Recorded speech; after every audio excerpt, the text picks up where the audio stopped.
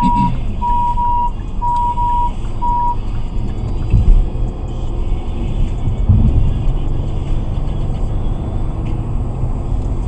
you do me a favor and call out his license plate? Yeah, I can get closer. I can't see it. Yeah, that guy's nuts.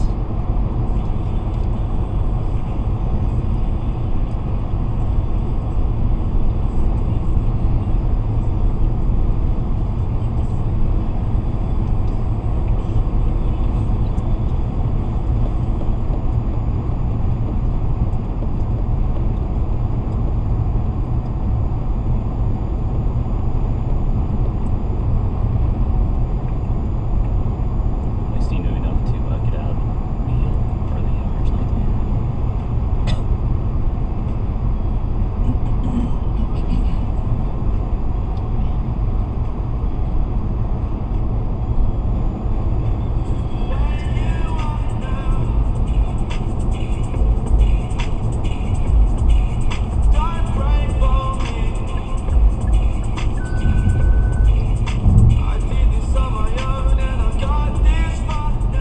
Six V0QY157. Call 911.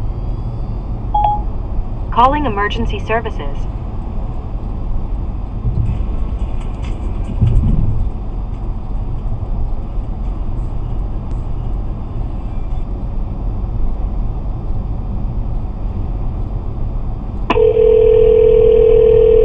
I would follow him. 911 number 204, is this for police, fire, or medic? Police. Okay, what's the location of the emergency? I am southbound on I-280 near Edgewood Road, and I wanted to report a potentially drunk or high driver. Is it 6VQ? Okay, hold on one moment. Okay. 6VQY157. Yeah. Let me connect you to the CHP, okay? Okay.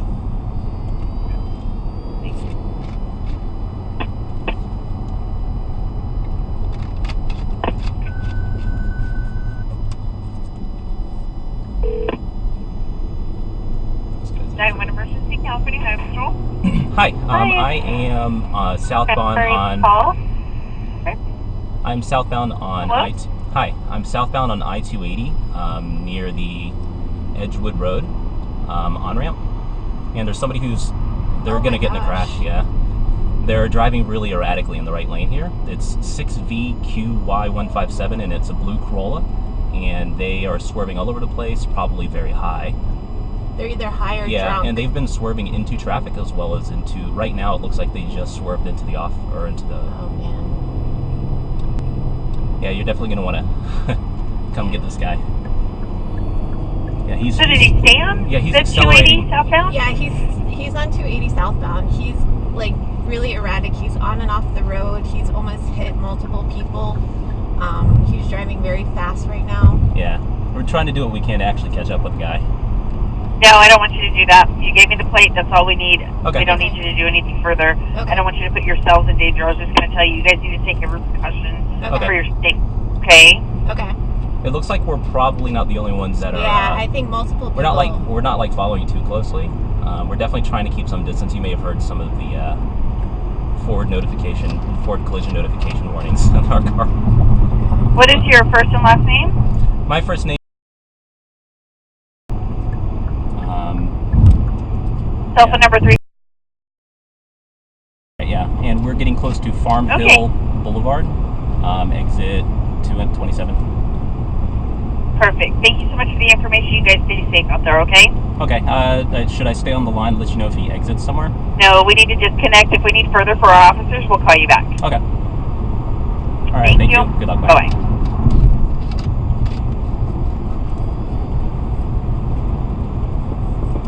Highway Patrol gets there soon. The dude already basically crashed into the sidewalk. He really accelerated out of the way, though, for sure.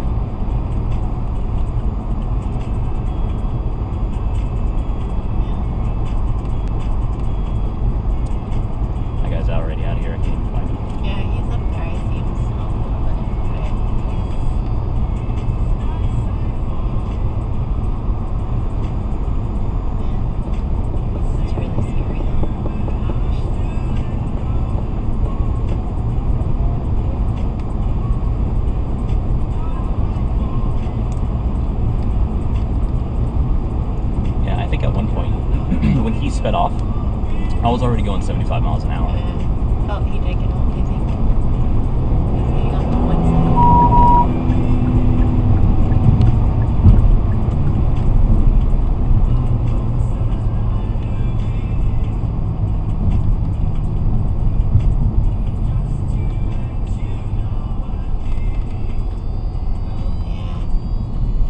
That guy needs to stop.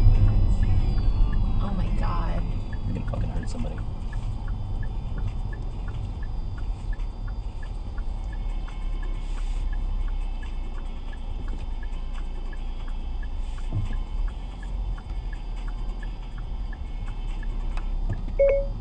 Call 911. Calling emergency services.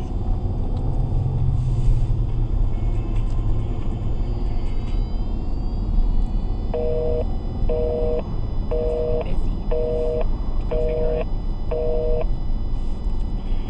I guess we're not the only ones who are trying to. Wonder if I could call Highway Patrol. Yeah, you should probably call them directly. Call California Highway Patrol. One option is California Highway Patrol on Convention Way in Redwood City. Call. So now we're on Farm Hill Boulevard, heading This west. is Woodside. Oh, right. Okay. This guy's gonna fucking hit somebody.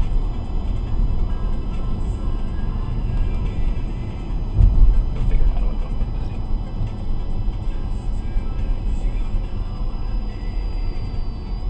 Come on. I don't have any here. Call 911. See if it works again. Calling emergency services. Crash. I really hope he doesn't hit somebody head on, especially on a blind corner. He was already driving on the side of the fucking road.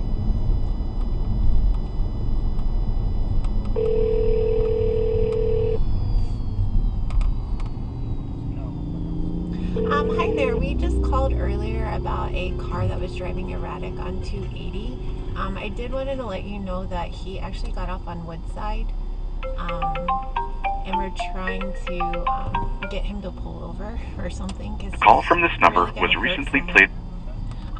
This is Woodside, so I don't know what Woodside is. San Mateo, Woodside, California. Oh my gosh, just he about got in a almost crash. just hit someone.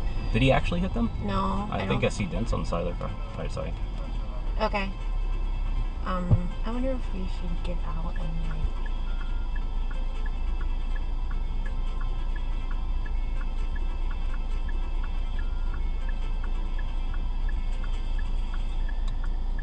Hello?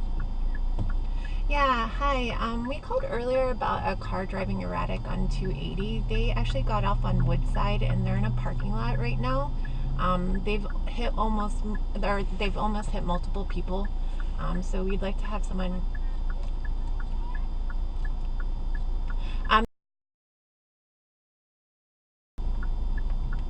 Is under. Yeah, he's in Woodside right now. Yes.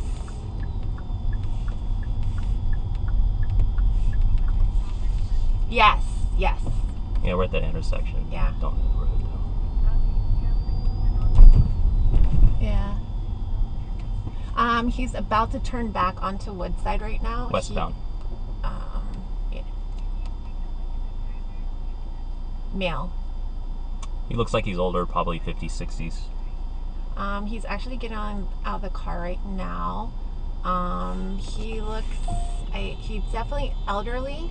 I don't know his race. He's probably 50, 60 years old. Yeah, so we're parked at the delicatessen right He now. looks like he's wearing a t-shirt, a polo shirt. Just be careful, okay? It looks white or gray.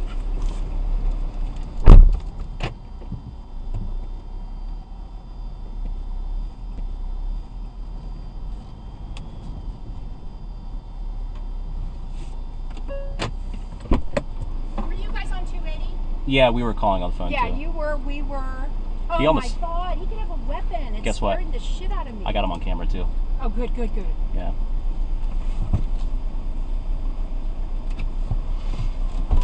Stacy now runs a foundation she named after that elephant. It's called Kanchi, and it works to change mindsets around the issue of disability. You can see her entire talk at ted.npr.org. So once you make it beyond the basic needs, physiological needs, security needs, beyond the needs of self-esteem and love and belonging, what could possibly be left?